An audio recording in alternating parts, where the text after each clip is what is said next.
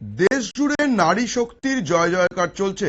নারীর জীবন আরো বেশি অত্যাধুনিক এবং ভালো করার জন্য কিন্তু রাজ্য কেন্দ্র দুই সরকারই চেষ্টা করছে বিভিন্ন স্বেচ্ছাসেবী সংগঠনগুলো।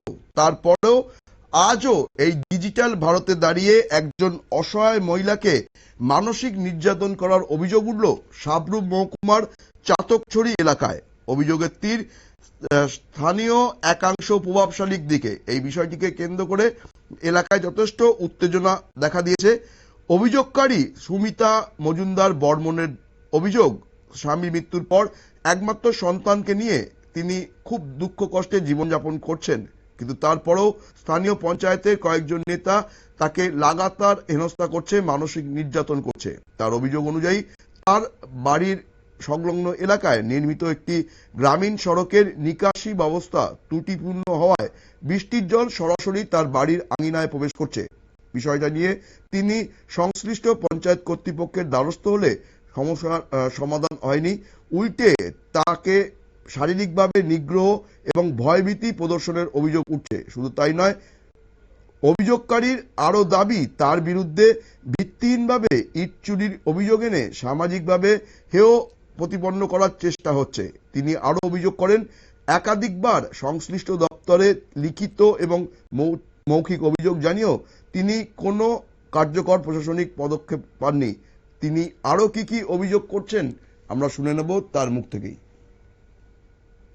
যে রাস্তাটা আমরা রেখে ফিরানোর কথা কোয়াতে আমারে মারছে ডাকছে, যে আরো 2023 মারছে। এরপরের থেকেই আমারে পঞ্চায়েতের থেকে একটা খেরো দেয় না, কোনো একটা কিয়ে দেয় না, বারবার অপমান অপদস্থ করে। আমার বাড়িতে জল কাটটা দেয়, বাড়িতে ডিল মারে। দোকান পাশে আমার একটা দোকান আছে, দোকানের জিনিস টিনিস লইয়া গেছে গা, আমাকে এক গুর্গা করে রাখছে।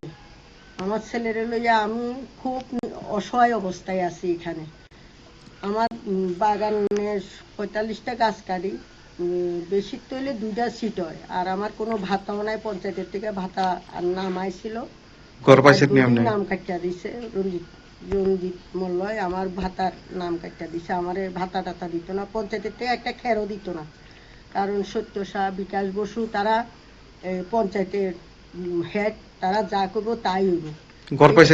আমার কোনো ঘরটার কিচ্ছু দিছে না। ঘর বলতে আমার একটা সুতাও দিছে না পঞ্চায়েতের থেকে, কোনো সহযোগিতা না। কইছে আমার কিচ্ছু দিত না, কোনো লোনও দিত না। আর উল্টা আমাকে কয়দিন পর পর ধমকায়, কয়দিন পর পর আর এই রাস্তাটা নিয়ে আমার মারধর করে, ধমকায়, জল কাটটা দেয়। মানে আমি অসহায় দেখি, আমার স্বামী নাই, আমার একটা ছেলে মেয়ে থাকি, আমাকে অনেক অনেক কু কথা, কুমন্তব্য মানুষের কাছে ছড়ায়।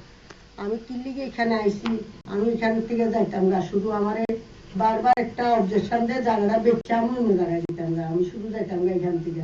তাহলে তারা যে গ্রামের তো শান্তিতে থাকবে, আর রাস্তাটা বড় করে করতে হবে। এটা আমার বাবার জোটের জায়গা। এখানে যারা যে এক মহিলা শিশু, মহিলা নামটা আমার ঠিক মনে নেই, আমরা দিদি করে ডাকি। দিদিতে আমি দিদি, তারা যে দিদি চাইছে দিদিতে দেখবে, ওই মহিলা কইছে তারা জায়গা গুলি কইছে, কিন্তু তারা আমরা সীমানাতে আমরা জায়গা দখল হিসাবে তারা কোনো নাম নেই। আছে অন্য কৃষ্ণ সূত্র নিয়ে অন্যরা দখলে আছে এরকম দেখা, কিন্তু এই যে আমরা দক্ষিণ সাইডে তারা কোনো নামই নেই যে সুরেশিলের দখলে আছে বা সুশীলে বা ময়ূরশিলের দখলে আমার জায়গাটা আছে, নাই। কিন্তু তারা আমি জায়গাটা সাফ করে ক্ষেত করছি, ক্ষেত তুলে লয়ে যায়, গাছ টাছ তুলে লয়ে যায়। দেখেন না শক্তি আছে, দেখেন আমরা গাছ তুলে লয়ে যায়, আর জল কাটটা দেখছি। কিছুদিন পর পর আমার অপমান অপদস্থ করে। আমরা শুনে নিলাম অভিযোগকারিণী সুমিতা মজুমদার বর্মনের বক্তব্য। তিনি অভিযোগ করলেন তিনি কোনো সরকারি সুযোগ সুবিধা যেমন পান না, তেমনি পাশাপাশি কিছু প্রভাবশালী মানুষ তারা কুনজরে তিনি পড়েছেন এবং তাকে বিভিন্নভাবে হেনস্থা করার চেষ্টা হচ্ছে।